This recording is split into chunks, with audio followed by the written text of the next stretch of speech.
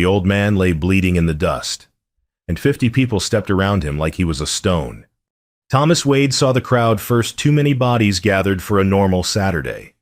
He guided his horse toward the mercantile, expecting a sale or a preacher. Instead, he found silence, the kind that settles over good people doing bad things. Then he saw the boots, worn cavalry boots, soles cracked from 1,000 miles. The man wearing them lay near the porch steps, face turned toward the sun, blood darkening the dirt beneath his shoulder. Thomas dismounted. His boots hit the ground hard. What happened here? The storekeeper wiped his hands on his apron. Don't know. Showed up an hour ago. Probably drunk. Drunk men don't bleed like that. Well, he ain't our problem. Thomas pushed through the crowd. Women turned away. Men studied their boots. A child tugged her mother's sleeve. Asking to help? The mother pulled her along without a word. Thomas knelt. The man's face was weathered. Deep lines carved by wind and sun. Blood-matted silver hair. His breathing came shallow and slow. Then Thomas saw the eyes, even half-closed, even fading. Those eyes sparked something deep in Thomas's chest. A memory 15 years old, buried under cattle prices and drought worries and the comfortable weight of survival. God Almighty, Thomas whispered. I know him. He leaned closer. The man's coat had fallen open. Pinned to the inside pocket was a tarnished cavalry medal. The ribbon sun-faded to pale blue. Thomas's hand moved to his own chest, fingers brushing the locket under his shirt. Mary's locket, the one she gave him the day after the rescue. The storekeeper called from the porch. Thomas, don't make trouble. He's probably been discharged. Not worth your time. Thomas didn't look up. His throat felt tight. He's worth more than this whole street. The old man stirred. His lips moved, forming words Thomas could barely hear. Just let me rest here, son. That voice, rough as gravel, but steady underneath. A commander's voice. Even now. Thomas's hands shook. Not from weakness, from rage. Thomas slid his arms under the old man's shoulders and knees. The man groaned but didn't fight. Easy, Captain, Thomas said quietly. I've got you.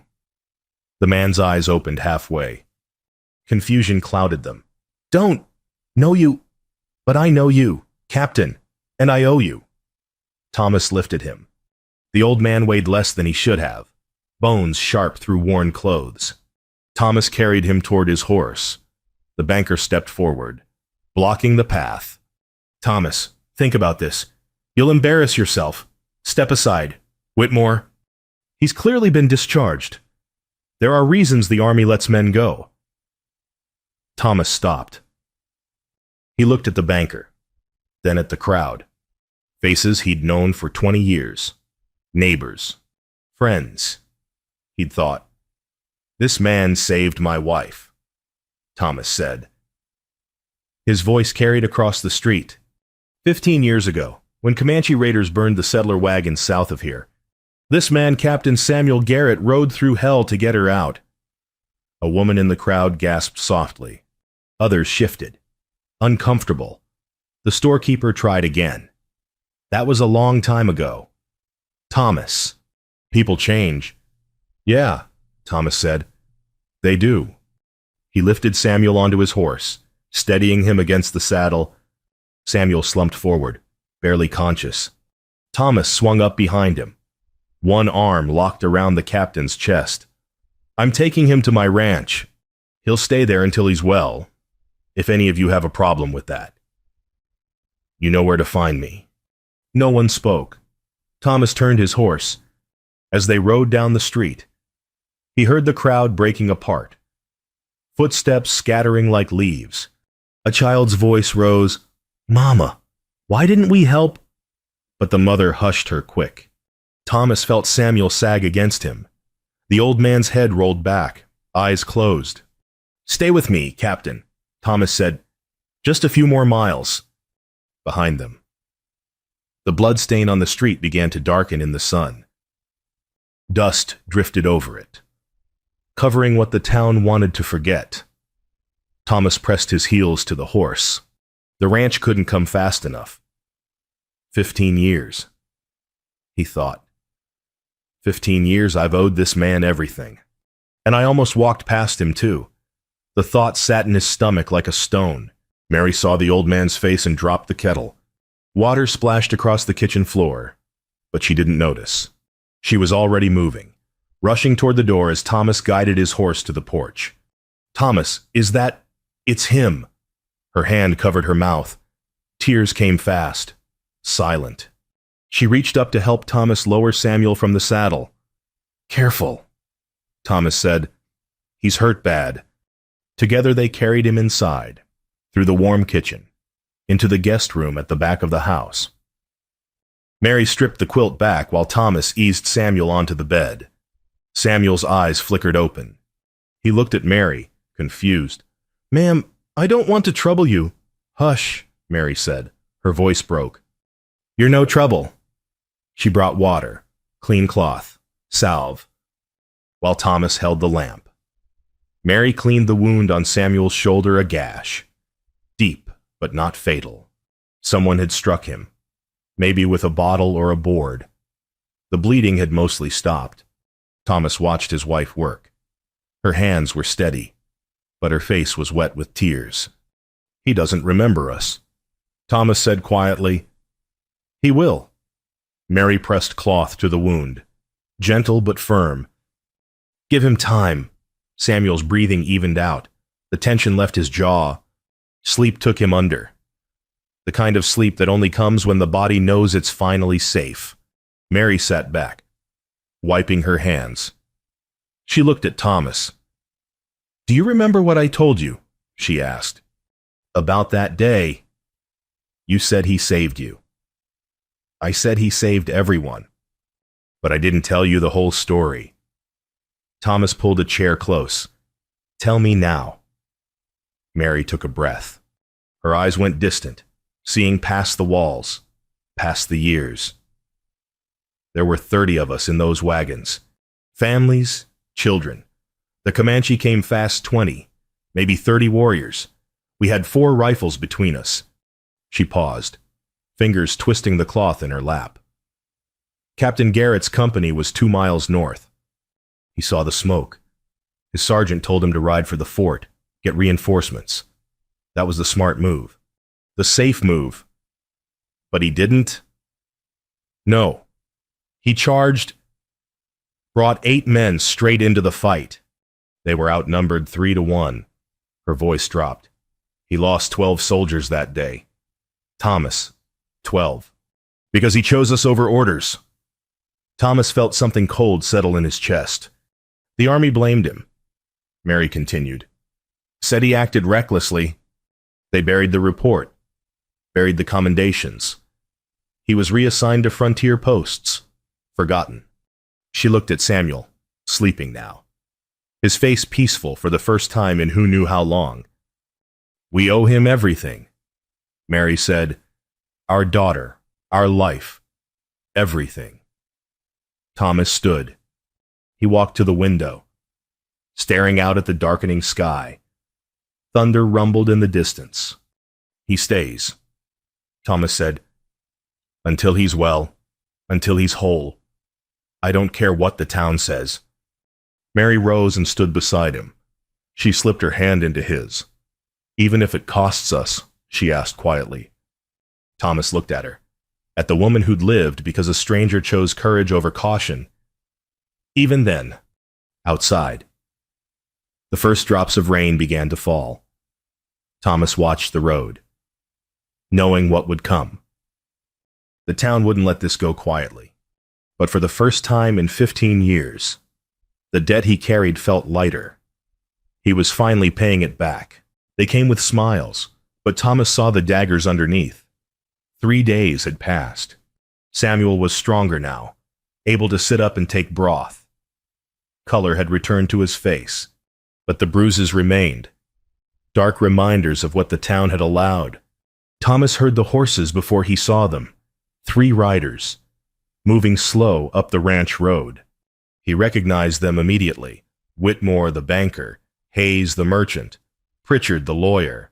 Men who measured everything in profit and reputation. He met them at the fence. Didn't invite them closer. "Gentlemen," Thomas said. His tone made the words sound like an accusation. Whitmore dismounted, hat in hand, the picture of concern. "Thomas, we need to talk. As friends. Friends don't leave men bleeding in the street." Hayes cleared his throat. "We understand you're upset, but you need to hear the truth about Captain Garrett." "I know the truth." "Do you?" Pritchard leaned forward in his saddle.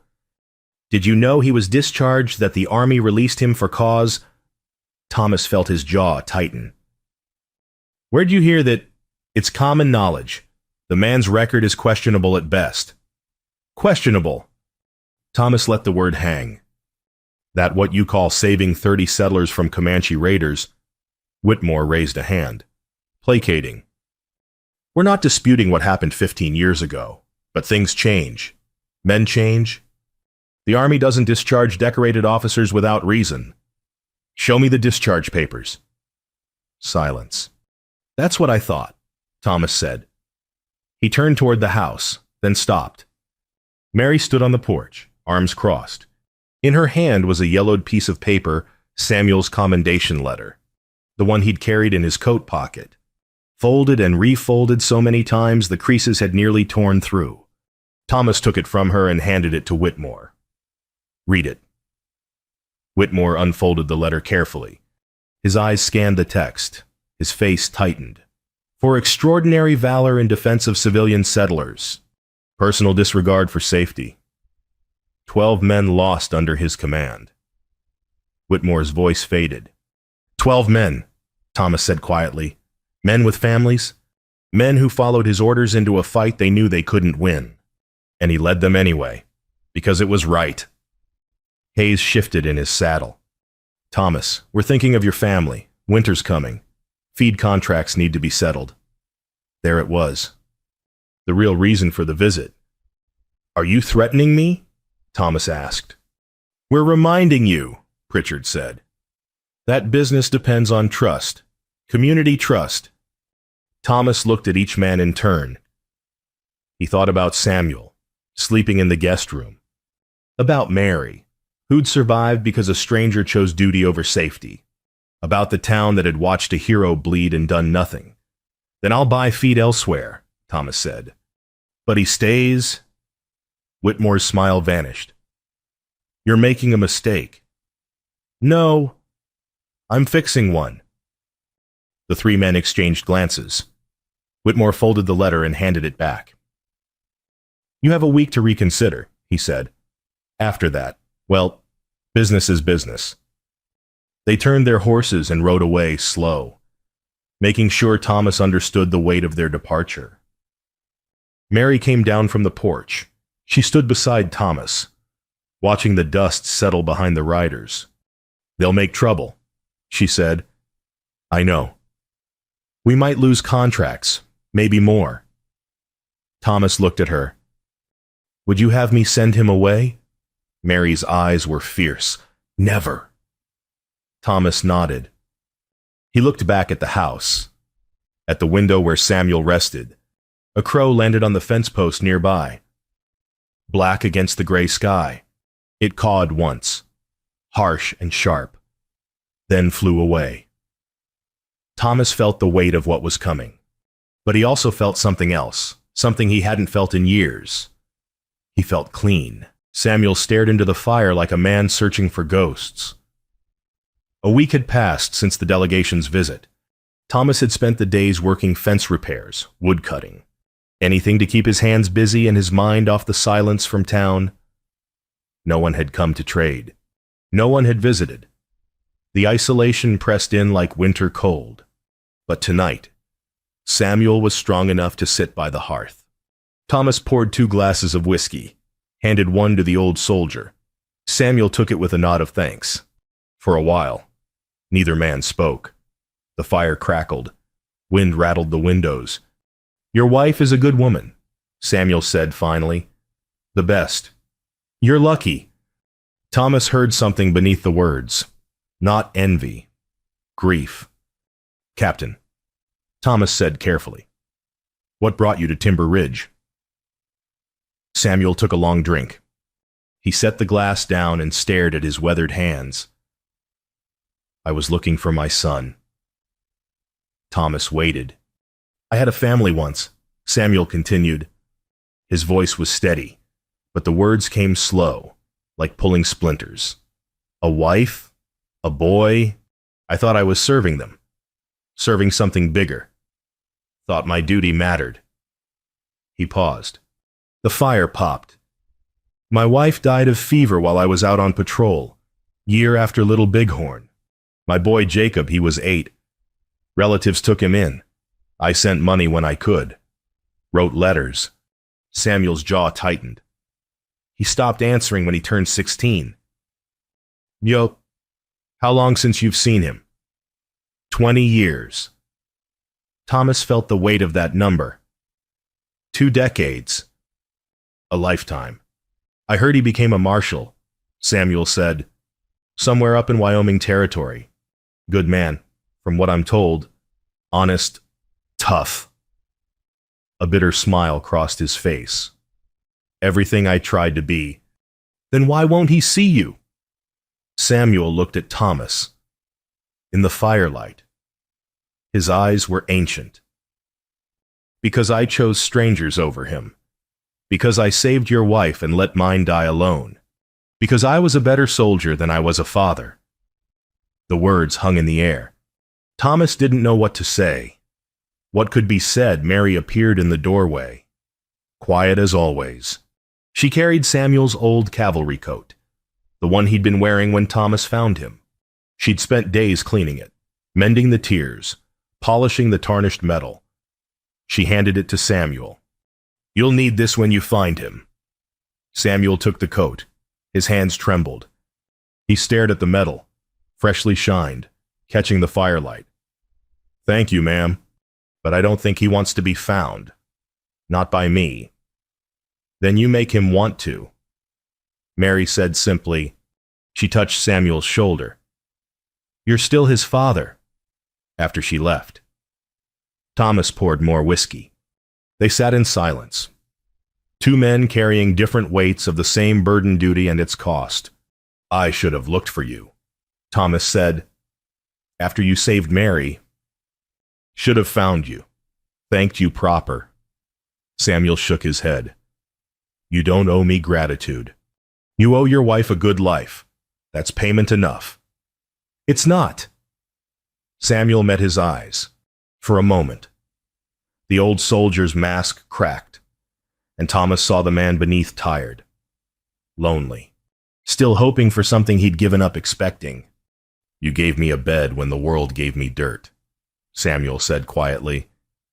You stood up to your town for me. That's more than I've had in 20 years. Thomas raised his glass. To second chances. Then, Samuel raised his, to men who take them. They drank. Outside, the first snow began to fall, soft and silent. Winter was coming, and with it, the weight of choices not yet made. Thomas knew trouble by the sound of too many horses. He was in the barn, forking hay, when he heard them. 5 riders, moving in formation up the ranch road. He set the pitchfork aside and walked out into the cold morning. The town council had come in force. Whitmore led them, flanked by Hayes, Pritchard, and 2 others, Reverend Alcott and the territorial land assessor. Official business. Then, Thomas crossed his arms and waited. Whitmore dismounted first. He didn't smile this time. Thomas, we need to settle this. Nothing to settle. Your feed contracts are void. No merchant in Timber Ridge will trade with you until you comply with community standards. Community standards, Thomas repeated. That what you call abandoning a wounded man. Hayes spoke up, voice sharp. This isn't about one man. It's about order, responsibility. You're making yourself a pariah over someone who saved my wife's life. Thomas finished. Say it plain, Hayes, or don't say it at all. Reverend Alcott stepped forward. Thomas had known the man for 10 years, respected him. The Reverend's presence here felt like a betrayal. Thomas, Alcott said gently, I understand your gratitude, but Captain Garrett would be better served at the Territorial Charity Home in Bozeman. They have resources. Medical care. It's the practical choice. Practical. Thomas tasted the word like ash. When did you start preaching practical over right? Alcott's face tightened. I'm trying to help you keep your ranch. By sending away the man I owe everything to. By being realistic. Thomas looked at each man in turn. He saw calculation in Whitmore's eyes, irritation in Hayes's, discomfort in the assessor's, and in the Reverend's shame, hidden under layers of justification. From the house. A door opened. Samuel appeared on the porch, wrapped in a blanket against the cold. He said nothing. Just watched. His face showed no surprise. He'd seen this before. Thomas realized. Had probably lived this scene 100 times in 100 towns. Samuel's eyes met Thomas's across the yard. In that look, Thomas saw resignation. The old soldier was already packing in his mind, already preparing to leave. You have 1 week, Whitmore said. After that, we'll assume you've made your choice. The council turned to leave. As they mounted up, Thomas's daughter appeared in the doorway beside Samuel. She was 6 years old, small and bright-eyed. She took Samuel's hand and looked at her father. Papa, she called out, is Captain Sam leaving? Thomas opened his mouth. No words came. The council rode away, slow and deliberate. Dust rose behind them. Crows circled overhead, black shapes against the gray sky. Mary appeared on the porch. She didn't speak, just gathered their daughter in her arms. She looked at Thomas, and in her eyes he saw a question she wouldn't ask aloud. What will you do? Thomas watched the council disappear down the road. He felt the walls closing in winter coming. Contracts gone. The town united against him. Everything he'd built. Everything he'd earned. Balanced against a debt 15 years old.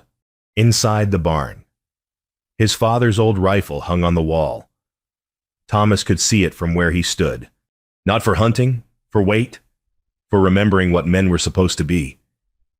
He turned back to the porch. Samuel had already gone inside.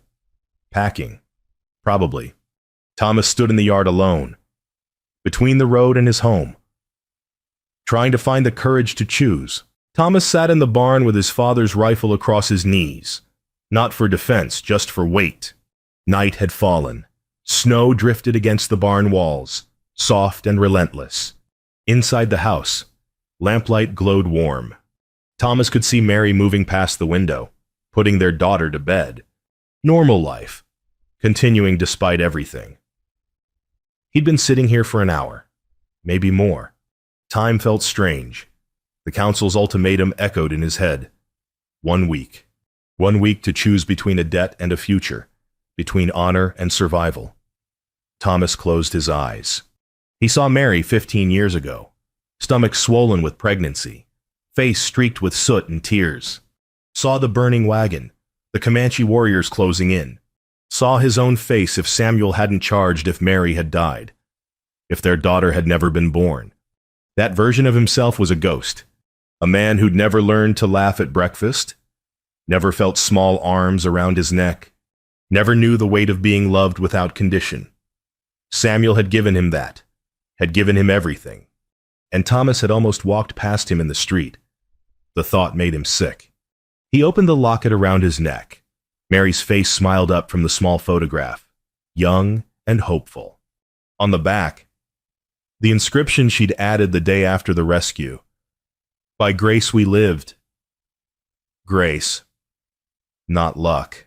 Not chance. Grace, the unearned gift. The debt that could never be repaid. Thomas heard footsteps. Mary entered the barn, a shawl wrapped tight against the cold. She didn't say anything, just stood there, letting him feel her presence. Finally, she moved. She set something on the workbench beside him, a piece of paper, their daughter's drawing, done in crayon that afternoon, 2 stick figures with hats, both holding rifles. Underneath, in careful letters, Captain Sam and Papa. Thomas picked it up. The drawing was clumsy, beautiful, true, in his daughter's eyes. He and Samuel were the same protectors, heroes, men who stood against the dark. What would she think, he wondered. If he sent Samuel away, what lesson would that teach her about debts and honor and the things worth? Keeping Mary finally spoke. Her voice was quiet, but fierce. I married a man who does what's right. Don't become someone else now. Thomas looked at her. What if I lose everything?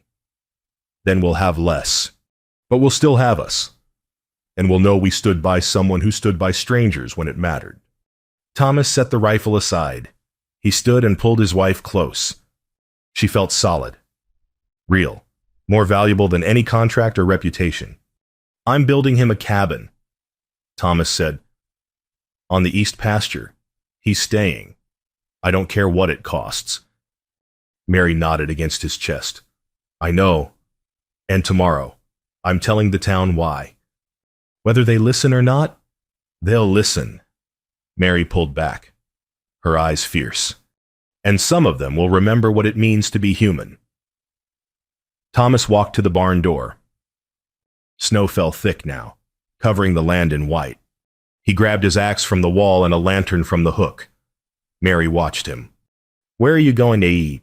To cut timber. No sense waiting for daylight. He stepped into the snow. The cold bit at his face, but he barely felt it. He moved toward the tree line, lantern swinging, axe heavy in his hand. Inside the house, Samuel stood at the window. He watched Thomas mark the first tree, watched the axe rise and fall. The old soldier's face was unreadable, but his shoulders shook. He bowed his head. Silent tears fell. Outside, the first tree crashed down into the snow. Thomas marked another, then another. By morning, he'd have a dozen trees felled, ready for shaping. By morning, he'd have his answer ready for the town. Some debts, he thought, are paid in timber and sweat. And the courage to remember when the world wants to forget. Thomas didn't knock. He walked straight to the front of the congregation and turned to face them. Sunday morning, the church was full, every pew packed, every family present. Word had spread that Thomas Wade was coming, and the town gathered like spectators at a trial. Some came out of curiosity. Others came hoping to see him break. Thomas stood before them in his work clothes, hat in hand. Behind him, the Reverend sat silent in his chair, hands folded. Whitmore and Hayes watched from the front row, faces carved from stone. Mary entered through the side door, leading their daughter by the hand, and beside them Samuel, dressed in his cleaned cavalry uniform, the medal pinned above his heart. He walked straight back despite the stiffness in his shoulder, eyes forward. The congregation stirred. Whispers rippled through the pews. Thomas waited until they settled. Then he spoke. I'm not here to preach, he said. His voice carried, steady and clear. I'm here to tell you what happened 15 years ago, and what happened 3 weeks ago, and what's going to happen tomorrow. He looked at Whitmore. You asked me to be realistic, to think about my business, my future. You're right to worry. I've thought about it plenty. Thomas turned to the congregation. 15 years ago, my wife was 8 months pregnant. She was in a settler wagon train moving north. Comanche raiders hit them at dawn, 30 warriors, maybe more. 4 rifles to defend 30 people. He paused. Let them imagine it. Captain Samuel Garrett's company was 2 miles away. He saw the smoke. His orders were to ride for the fort and get reinforcements. That would have been smart, safe, by the book. Thomas's voice hardened. But my wife would have died. My daughter would have never been born. 30 people would have been slaughtered while soldiers rode the other direction. Silence. Absolute silence. Captain Garrett charged. Thomas continued. 8 men against 30. He lost 12 soldiers that day. 12 men with families, with futures, because he chose duty over safety, because he chose strangers over orders. He gestured to Samuel. This man saved everything I have. And 3 weeks ago, I almost walked past him bleeding in the street, just like you did. Shame flickered across faces. Some looked away. Others met his gaze, uncertain. The army buried his commendation, Thomas said, called him reckless, reassigned him to nowhere posts and forgot about him. And when he finally came here, old and hurt and alone, we finished what the army started. We erased him. Thomas's voice dropped, became a weapon. Judge him fine, but judge me first. Judge every man here who walked past him. Judge every woman who pulled her child away from helping. We all did it, every single one of us. Reverend Alcott stood slowly. His face was pale, stricken. Thomas, Reverend, you told me to be practical. You told me to send him away. Thomas looked at the congregation. This man preached about the Good Samaritan last month. Remember about not passing by on the other side of the road? Alcott's voice broke. I walked past him. The words came out raw, torn. God forgive me. I walked past him in the street. Silence fell again, heavier than before. Then a woman in the third row stood. The schoolteacher, Mrs. Henley. I did too, she said quietly. I told myself someone else would help. Another man rose, then another. One by one, people stood and spoke the words they'd been avoiding. I walked past. I saw him. I did nothing. Samuel raised his hand. The confession stopped. I didn't come here for guilt. Samuel said. His voice carried the weight of command. Even now. I came looking for my son. Didn't find him. But I found something else people brave enough to tell the truth. He looked at Thomas. That's more than most towns give. The banker's son stood suddenly. Young, maybe 25. He wore a faded army jacket, sleeves marked with corporal stripes. I'll donate timber, he said. His voice shook but held firm. For Captain Garrett's cabin, and I'll help build it. The young man looked at his father. Whitmore stared back, face hard. The son didn't sit down. Who else? The young man asked. Mrs. Henley raised her hand, then the blacksmith, then a farmer Thomas barely knew. Hands rose slowly at first, then faster. Whitmore stood and walked out. Hayes followed, a few others left with them. But not many. Not enough to matter. Reverend Alcott stepped forward. He looked at Samuel, then at Thomas. We'll start tomorrow, the Reverend said, at dawn. By the time the snow melted, the cabin stood, and the town had a story to tell their grandchildren. Spring came slow that year. The winter had been hard, the coldest in memory. But when the thaw finally arrived, it brought wildflowers bright yellow and purple, pushing up through last year's dead grass. Samuel's cabin sat on the east pasture, simple and sturdy. One room, a stone hearth, windows facing the sunrise. Above the door, Thomas had carved the captain's name and rank, not hidden, honored. The building had taken 2 months. 40 townspeople came to help at various times, some for a day, some for weeks. They worked in shifts, cutting timber, raising walls, laying the roof. The banker and merchant never showed, but their absence mattered less as the work went on. Samuel supervised from a chair someone brought, offering advice about joinery and roof pitch. His shoulder had healed, though it still ached in cold weather. His face had filled out. He smiled more. Thomas's daughter visited every afternoon, bringing drawings and questions. Samuel taught her to whittle, his old hands guiding her small ones. She made a lopsided horse. He told her it was perfect. on the day they finished the cabin. A rider came up the ranch road. Thomas saw him from a distance, tall, broad-shouldered, wearing a marshal's star. Samuel was sitting on his new porch, testing the rocking chair the blacksmith had made. He looked up at the approaching rider and went very still. The marshal dismounted. He was maybe 40. With Samuel's eyes and Samuel's jaw, he stood at the edge of the porch, hat in hand. "Captain Garrett." His voice was formal, careful. Samuel stood slowly. "Jacob." Neither man moved. The distance between them felt vast. "I got a letter," Jacob said, "from a rancher named Wade. He told me what happened, what you did, 15 years back, what this town did 3 weeks ago." Samuel nodded, didn't speak. "He also told me," Jacob continued, voice rougher now, "that you've been looking for me for 20 years. "I have." "Why didn't you come sooner?" Samuel's face worked. He looked away, toward the mountains. "Because I thought you'd be better off without me. Because I was a coward." Jacob stood silent. Then he stepped onto the porch. He looked at the cabin, at the carved name above the door, at the wildflowers growing near the foundation. "You built this?" Jacob asked. "They built it for me." Jacob looked at his father. Really looked, seeing past the uniform and the years to the man underneath.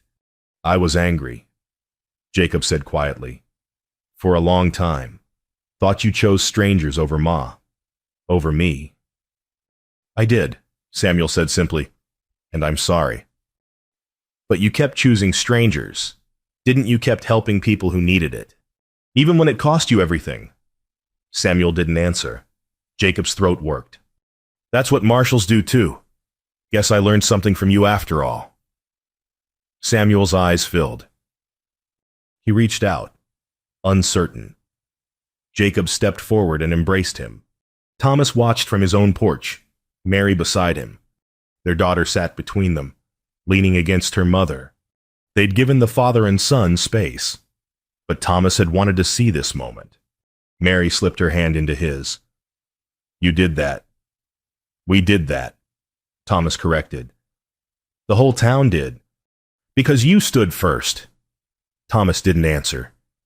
He thought about the old man bleeding in the street, about the choice he'd almost failed to make, about the debt he'd spent 15 years ignoring. Some things, he'd learned, couldn't be paid back, only forward. Samuel and Jacob sat on the porch steps, talking quietly. The words didn't carry, but the tone did, halting at first, then easier. Wounds healing in real time. The sun set behind the mountains, painting the sky gold and pink. Smoke rose from Samuel's new chimney. The cabin looked settled, permanent, like it had always been there. Thomas's daughter tugged his sleeve. "Papa, will Captain Sam stay forever?" Samuel heard the question. He looked across the pasture and smiled. "As long as your papa will have me," he called back. Thomas raised his voice. "Forever." Then, Mary squeezed his hand. Their daughter smiled and went back to her drawing another picture of Captain Sam, this time standing in front of his cabin, flowers at his feet. Thomas looked at the scene before him, the cabin, the father and son, the spring flowers pushing through winter's death. He thought about honor and debt, and the small choices that change everything. He thought about the town, most of whom had learned what it cost to look away, and what it meant to look back. Some debts can't be paid in gold, he thought, but they can be paid in timber, sweat, and the courage to remember. Out here, that's all the currency worth having. The stars came out one by one, the fires burned warm, and the valley held them all, the living and the debt repaid.